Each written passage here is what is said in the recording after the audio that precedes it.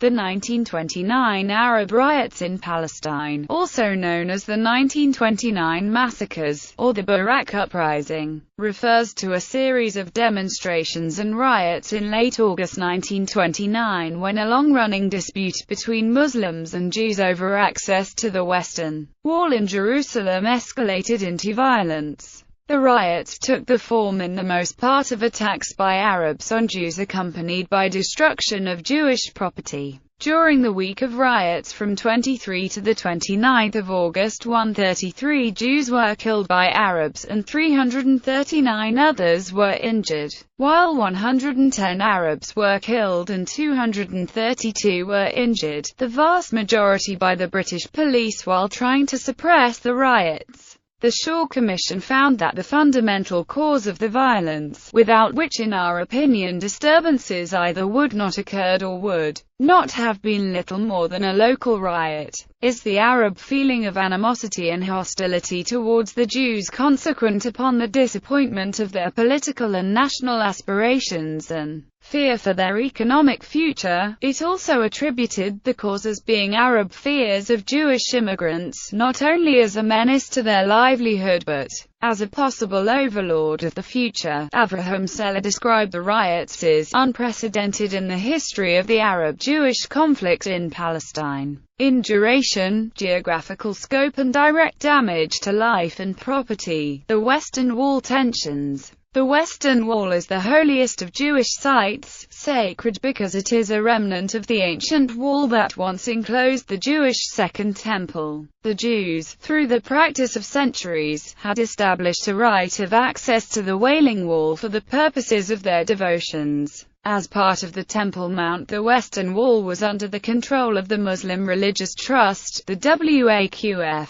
Muslims consider the wall to be part of the Al-Aqsa Mosque, the third holiest site in Islam, and according to Islamic tradition the place where Muhammad tied his horse Burak before his night journey to heaven. There had been a few serious incidents resulting from these differences. As a result of an incident, which occurred in September 1925, a ruling was made which forbade the Jews to bring seats and benches to the wall even though these were intended for worshippers who were aged and infirm. The Muslims linked any adaptations to the site with the Zionist project, and feared that they would be the first step in turning the site into a synagogue and taking it over. Several months earlier, Zionist leader Menahem Musishkin gave a speech demanding a Jewish state without compromises and without concessions. From Dan to Beersheba, from the Great Sea to the desert, including Transjordan, he concluded,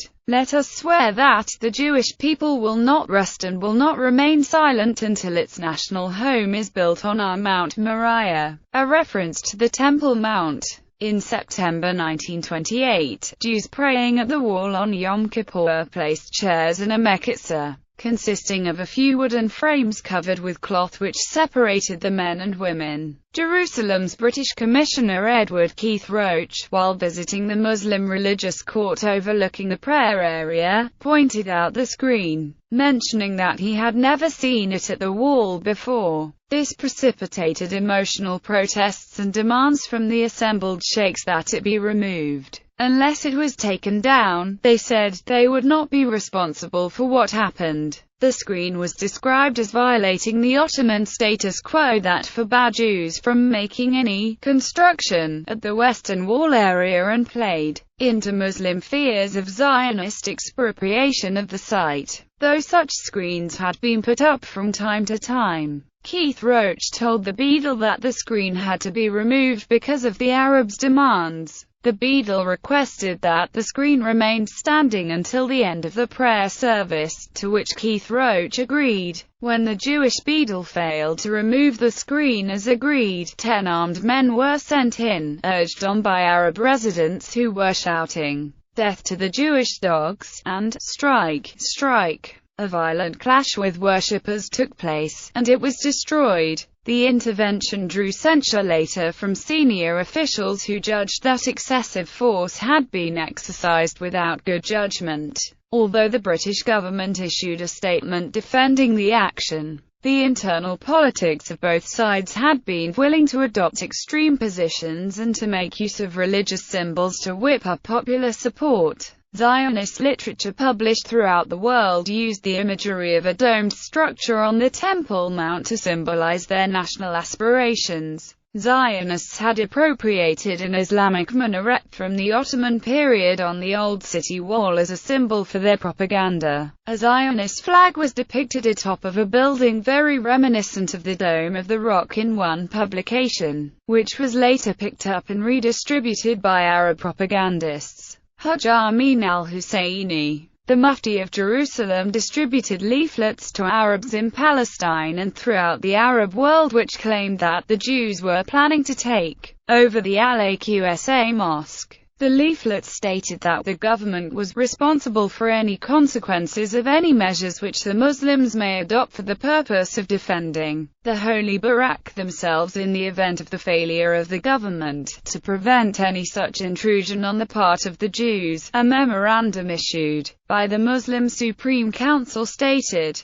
having realized by bitter experience the unlimited greedy aspirations of the Jews in this respect, Muslims believe that the Jews' aim is to take possession of the Mosque of Al-Aqsa gradually on the pretense that it is the temple, and it advised the Jews to stop this hostile propaganda which will naturally engender a parallel action in the whole Muslim world, the responsibility for which will rest with the Jews. The Shaw Commission stated that some sections of the Arabic press had reproduced documents concerning the Wailing Wall which were of a character likely to excite any susceptible readers. In addition, it stated that there appeared in the Arabic press a number of articles which, had they been published in England or in other Western countries, would unquestionably have been regarded as provocative. One consequence was that Jewish worshippers frequently were subjected to beatings and stoning. In October 1928, the Grand Mufti organized new construction next to and above the wall. Mules were driven through the praying area, often dropping excrement, and wastewater was thrown on Jews.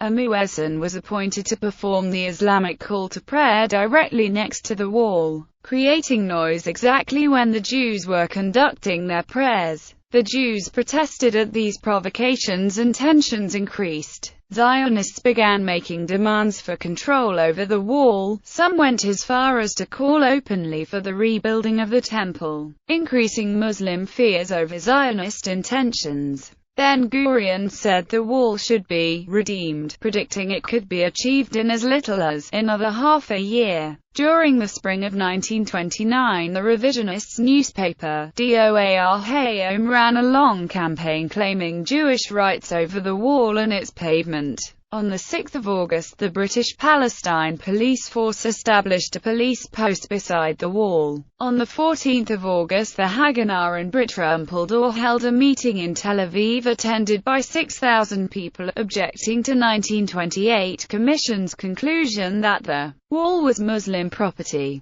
Marched to the Western Wall and counter-demonstrations. On Thursday, 15 August 1929, during the Jewish fast of Tisha B'Av, several hundred members of Joseph Klauner's Committee for the Western Wall, among them members of Vladimir Jabotinsky's revisionist Zionism movement Beta Youth Organization, under the leadership of Jeremiah Halpern, marched to the Western Wall shouting, "The wall is ours." At the wall they raised the Jewish national flag and sang Hatikva, the Jewish anthem. The Shaw report later concluded that the crowd was peaceful and allegations that the crowd were armed with iron bars were not correct, but that there may have been threatening cries made by some undesirable elements in the Jewish procession. The authorities had been notified of the march in advance and provided a heavy police escort in a bid to prevent any incidents. Rumors spread that the youths had attacked local residents and had cursed the name of the Prophet Muhammad. On Friday, 16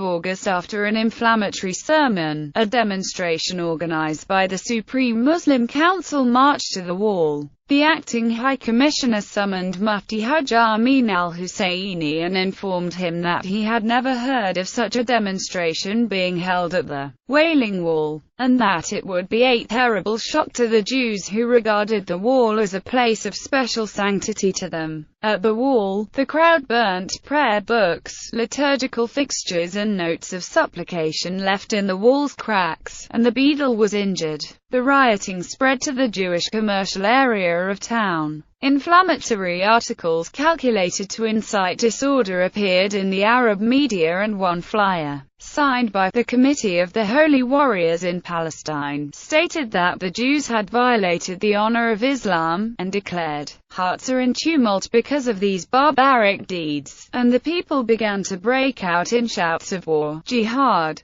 rebellion. O Arab nation, the eyes of your brothers in Palestine are upon you, and they awaken your religious feelings and national zealotry to rise up against the enemy who violated the honor of Islam and raped the women and murdered widows and babies. On the same afternoon, the Jewish newspaper Doar Hayom published an inflammatory leaflet describing the Muslim March, based partially on statements by Wolfgang von Weil, which, in material particulars, was incorrect, according to the Shaw report. On the 18th of August, Haaretz criticized Doar Hayom in an article entitled, "He who sows the wind shall reap the whirlwind." The poison of propaganda was dripping from its columns daily until it poisoned the atmosphere and brought about the Thursday demonstration. And this served as a pretext to the wild demonstration of the Arabs' escalation. The next day, an incident which, in its origin, was of a personal nature, was sparked when a young Sephardic Jew named Abraham Mizrachi was fatally stabbed by an Arab at the Maccabee grounds near Mea Shearim, in the Bukharan quarter, following a quarrel which began when he tried to retrieve his lost football from an Arab field. A Jewish crowd attacked and severely wounded the policeman, who arrived to arrest the Arab responsible, and then attacked neighboring Arab houses and wounded their occupants. Mizrachi died on the 20th of August, and his funeral became the occasion for a serious anti-Arab demonstration. It was suppressed by the same force that had been employed in the initial incident.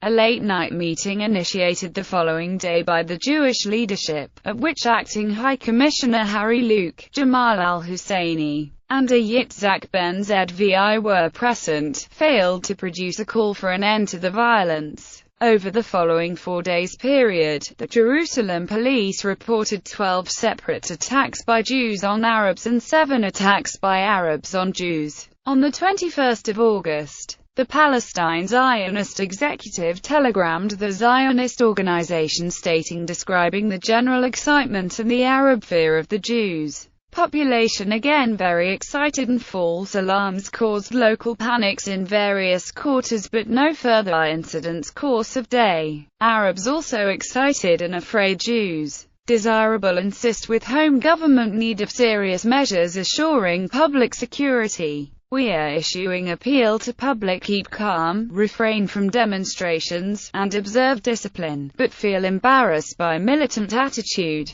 Doar Hayom, and also part of youth influenced by revisionist agitation.